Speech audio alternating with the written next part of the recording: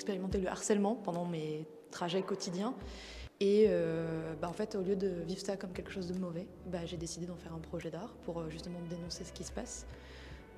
Et en fait, j'ai utilisé le procédé du sténopé, donc c'est des photos à l'ancienne. Et je développe tout ça dans ma salle de bain. Et en fait, le sténopé, ce qui est intéressant, c'est que seul le lieu reste, tout ce qui bouge autour disparaît. Et c'est un peu comme ça que je vivais le harcèlement, c'est-à-dire que ça se passait très vite. Et après, le lieu devenait symbole de ça, et je l'évitais justement dans mes marches. Donc là, du coup, voilà, ça a été revenir sur les lieux de harcèlement. Et en refaisant ça, et de nouveaux harcèlements sont arrivés. Du coup, ça s'arrête jamais. En fait, je continue à faire des photos et c'est un projet presque sans fin, malheureusement.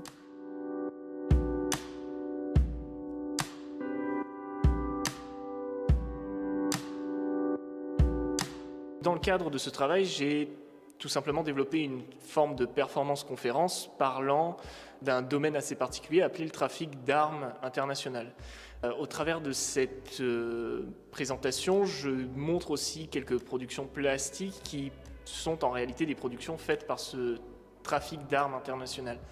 Le but était plus ou moins d'avoir une première expérience dans le domaine de l'exposition, pouvoir montrer l'ensemble de mon travail durant ce cursus, de manière à aussi peut-être tout simplement pouvoir servir d'une certaine manière de premier exemple, peut-être pour être un petit peu plus critiqué de manière constructive bien évidemment, sur ce qui peut aller, ce qui peut ne pas aller dans ce que j'ai pu présenter.